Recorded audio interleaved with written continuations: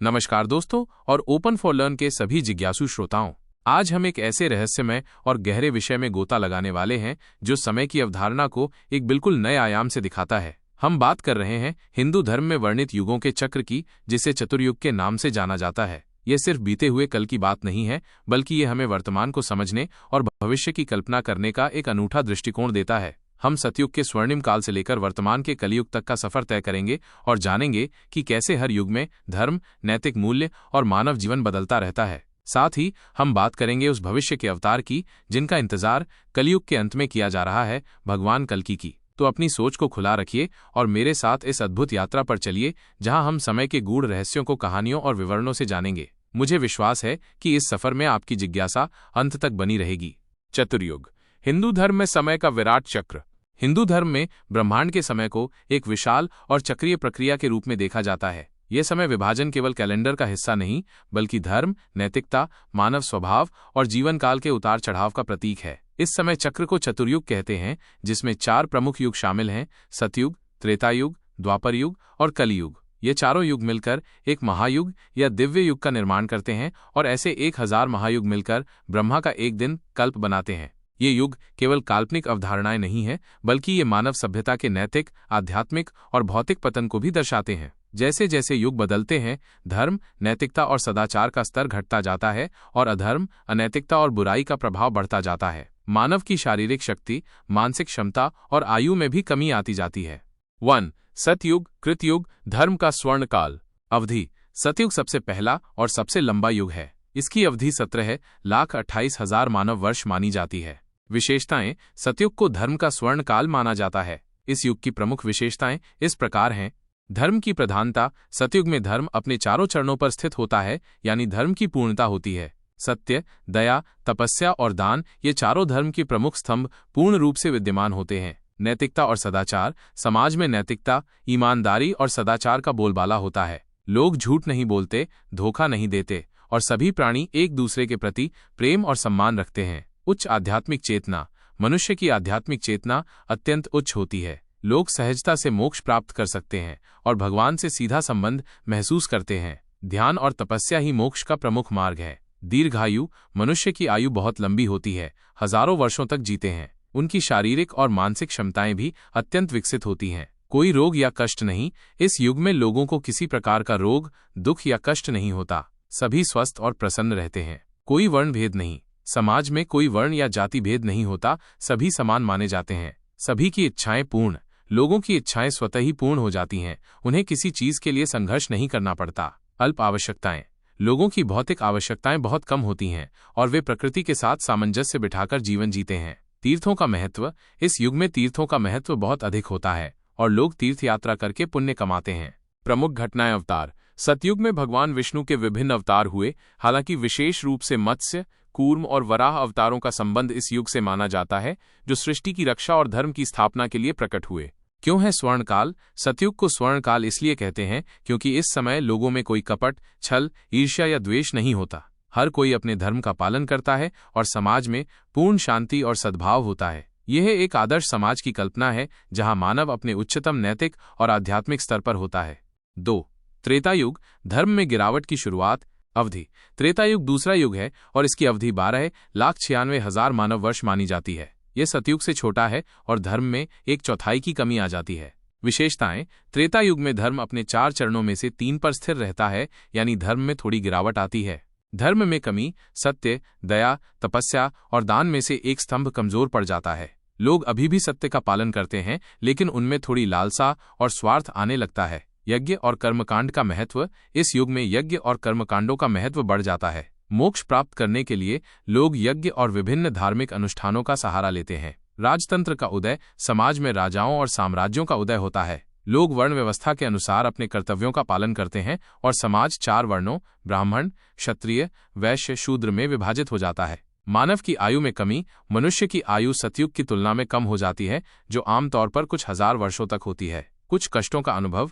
लोग रोगों और कुछ हद तक शारीरिक कष्टों का अनुभव करना शुरू कर देते हैं, हालांकि सतयुग की तुलना में ये अभी भी बहुत कम होता है। युद्धों की शुरुआत। छोटे मोटे युद्ध और संघर्षों की शुरुआत होती है, हालांकि बड़े पैमाने पर संघर्ष अभी भी कम होते हैं। प्रमुख घटनाएं। अवतार।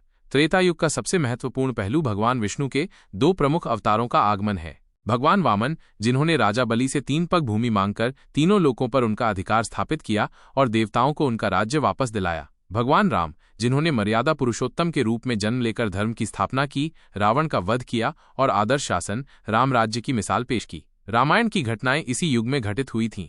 क्यों है महत्वपूर्ण? त्रेता युग में धर्म अभी भी प्रबल है, लेकिन मानव स्वभाव में धीरे धीरे परिवर्तन आना शुरू हो जाता है। ये युग हमें दिखाता है कि कैसे मानवीय इच्छाएं और अधिकार की भावनाएं समाज में चुनौतियां पैदा कर सकती हैं और कैसे धर्म को स्थापित करने के लिए दैवीय हस्तक्षेप की आवश्यकता पड़ सकती है। 3. द्वापर युग, धर्म का और अधिक पतन। अवधि: द्वापर युग तीसरा युग है और इसकी अवधि 8,64,000 मानव वर्ष मानी जाती है। इस युग में धर्म अपने 2 चरणों पर ही स्थिर रहता है, यानी धर्म आधा रह जाता है। विशेषताएं: द्वापर युग में धर्म में और अधिक गिरावट आती है और अधर्म का प्रभाव बढ़ने लगता है। धर्म और अधर्म का संतुलन: इस युग में धर्म और अधर्म लगभग बराबर होते हैं। लोग अच्छाई और बुराई दोनों का अनुभव करते हैं। द्वेष और संघर्ष: लोगों में ईर्ष्या, द्वेष और लालच की भावनाएं बढ़ने लगती हैं। परिवार और समाज में संघर्ष और विभाजन अधिक होते हैं। कर्मकांड और पूजा का महत्व: यज्ञों के साथ साथ मूर्ति पूजा और विभिन्न अनुष्ठानों का महत्व और बढ़ जाता है, क्योंकि मोक्ष प्राप्त करना अब अधिक कठिन हो जाता है। मानव की आयु में और कमी: मनुष्य की आयु और कम हो जाती है, जो आमतौर पर कुछ 100 वर्षों तक होती है। रोग और दुख का बढ़ना: लोगों में रोग, दुख और पीड़ाएं अधिक सामान्य हो जाती हैं। बड़े युद्ध और संघर्ष: बड़े पैमाने पर युद्ध और संघर्ष आम बात हो जाती है, जो समाज में बहुत विनाश लाते हैं। ज्ञान और अज्ञान का मिश्रण: लोग ज्ञान और अज्ञान के मिश्रण में जीते हैं। आध्यात्मिक ज्ञान अभी भी मौजूद है, लेकिन भौतिकवादी प्रवृत्तियां बढ़ने लगती हैं। प्रमुख घटनाएं अवतार: द्वापर युग का सबसे महत्वपूर्ण पहलू भगवान विष्णु के 2 प्रमुख अवतारों का आगमन है। भगवान कृष्ण, जिन्होंने धर्म की स्थापना, अधर्मियों का नाश और महाभारत के युद्ध में पांडवों का मार्गदर्शन किया। भगवद गीता का उपदेश इसी युग में दिया गया था। भगवान बलराम, भगवान कृष्ण के बड़े भाई, जिन्होंने कृषि और बल का प्रतिनिधित्व किया। क्यों है महत्वपूर्ण? द्वापर युग हमें मानवीय स्वभाव की जटिलताओं को दिखाता है, जहां धर्म और अधर्म के बीच एक निरंतर संघर्ष चलता रहता है। ये युग हमें बताता है कि कैसे स्वार्थ, लोभ और अहंकार समाज को विखंडित कर सकते हैं और कैसे धर्म की रक्षा के लिए महान युद्धों की आवश्यकता पड़ सकती है। भगवद गीता का उपदेश इस युग की एक महत्वपूर्ण देन है, जो हमें कर्म और धर्म के महत्व को समझाता है। 4. कलियुग, अधर्म का चरम और वर्तमान काल। अवधि: कलियुग वर्तमान युग है और ये सबसे छोटा युग है। इसकी अवधि 4,32,000 मानव वर्ष मानी जाती है। हम वर्तमान में इसी युग में जी रहे हैं। विशेषताएं: कलियुग को अधर्म का युग माना जाता है, जहां धर्म अपने केवल एक चरण पर स्थित होता है, यानी धर्म का केवल 1/4 भाग शेष रहता है। अधर्म की प्रधानता, सत्य, दया, तपस्या और दान, ये सभी गुण बहुत कम हो जाते हैं। झूठ, छल, कपट, हिंसा और अधर्म का बोलबाला होता है। छोटे जीवन काल: मनुष्य की आयु बहुत कम हो जाती है, जो आमतौर पर 100 वर्ष या उससे भी कम होती है। रोग और दुख: लोगों में हर प्रकार के रोग, दुख, चिंता और पीड़ाएं सामान्य हो जाती हैं। मानसिक तनाव और अवसाद भी बढ़ जाते हैं। झूठ और भ्रष्टाचार: समाज में झूठ, भ्रष्टाचार, अन्याय और अपराध का बोलबाला होता है। लोग स्वार्थी और लालची हो जाते हैं। धन और सत्ता का महत्व: धन और सत्ता ही सर्वोपरि हो जाते हैं। लोग नैतिक मूल्यों को त्याग कर इनके पीछे भागते हैं। पारिवारिक और सामाजिक विघटन: परिवार टूटते हैं और सामाजिक संबंध कमजोर पड़ते हैं। लोग एक दूसरे पर विश्वास नहीं करते। अकाल और प्राकृतिक आपदाएं: अकाल, सूखा, बाढ़ और अन्य प्राकृतिक आपदाएं आम बात हो जाती हैं। वर्ण व्यवस्था का पतन: वर्ण व्यवस्था का वास्तविक अर्थ खत्म हो जाता है और लोग अपने जन्म से नहीं बल्कि कर्मों से पहचाने जाते हैं। हालांकि समाज में जातिगत भेदभाव अभी भी व्याप्त है। धार्मिक पाखंड: धार्मिक पाखंड और अंधविश्वास बढ़ जाते हैं। लोग सच्ची भक्ति के बजाय दिखावे में विश्वास करते हैं। अल्पबुद्धि: मानव की बुद्धि कमजोर पड़ जाती है और वो सही गलत का निर्णय लेने में असमर्थ होता है। अनैतिक यौन संबंध: समाज में अनैतिक यौन संबंध और यौन विकृतियां बढ़ जाती हैं।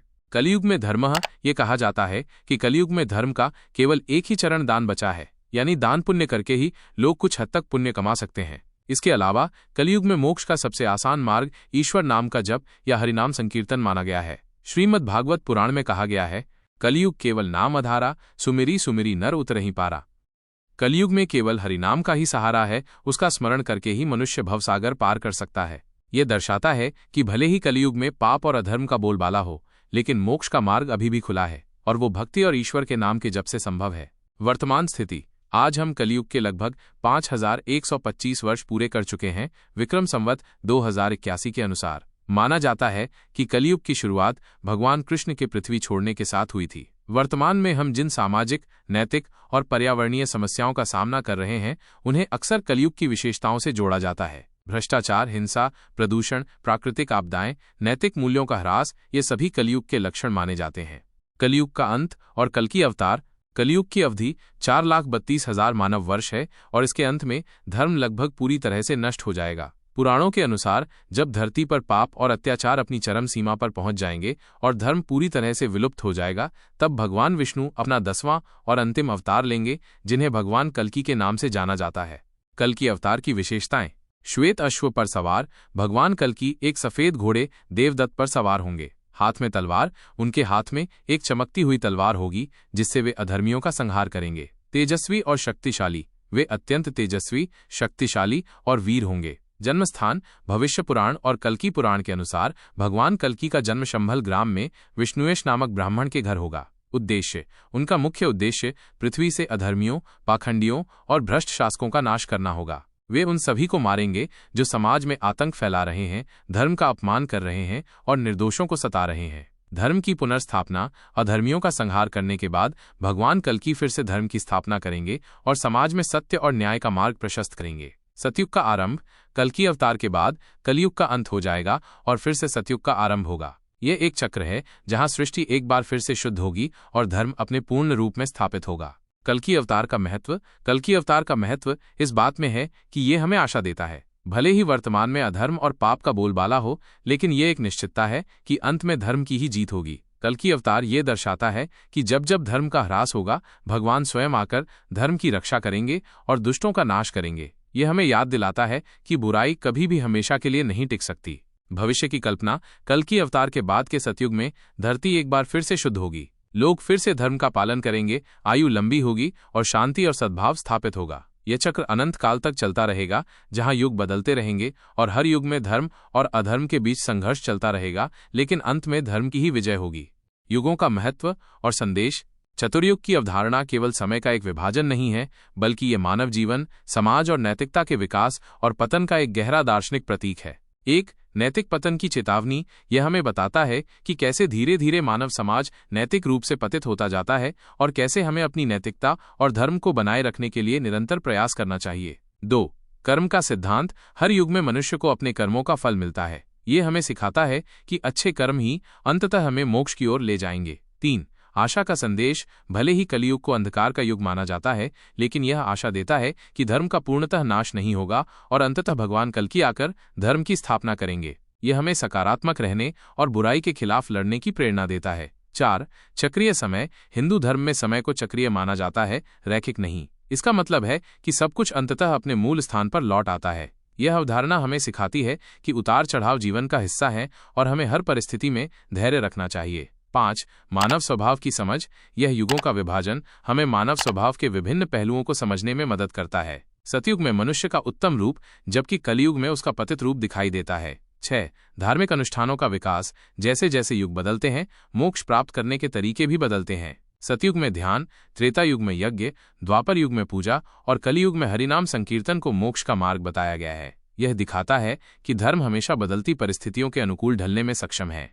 निष्कर्ष। तो दोस्तों, आपने देखा कि कैसे हिंदू धर्म में समय को केवल घड़ियों के टिक टिक से नहीं मापा जाता, बल्कि ये धर्म, नैतिकता और मानव सभ्यता के विकास और पतन की एक विशाल कहानी है। सतयुग के स्वर्णिम काल से लेकर कलयुग के वर्तमान और भविष्य के कल्कि अवतार तक ये चक्र हमें जीवन के गहरे रहस्यों से परिचित कराता है। यह हमें सिखाता है कि भले ही अधर्म कितना भी बढ़ जाए, सत्य और धर्म की जीत निश्चित है। ये केवल एक धार्मिक अवधारणा नहीं, बल्कि हमें अपने जीवन में नैतिकता, सत्य और सकारात्मकता को बनाए रखने की एक शाश्वत प्रेरणा भी है। अगर आपको ये गहन जानकारीपूर्ण यात्रा पसंद आई हो, तो इस वीडियो को लाइक करना न भूलें। इसे अपने दोस्तों और परिवार के साथ शेयर करें ताकि वे भी इस ज्ञान से लाभान्वित हो सकें। और हाँ, ऐसे ही अद्भुत और ज्ञानवर्धक विषयों पर और अधिक जानकारी के लिए हमारे चैनल ओपन फॉर लर्न को सब्सक्राइब जरूर करें। हम जल्द ही एक नए और दिलचस्प विषय के साथ वापस आएंगे। तब तक के लिए ज्ञान अर्जित करते रहिए और अपनी जिज्ञासा को जीवित रखिए। धन्यवाद।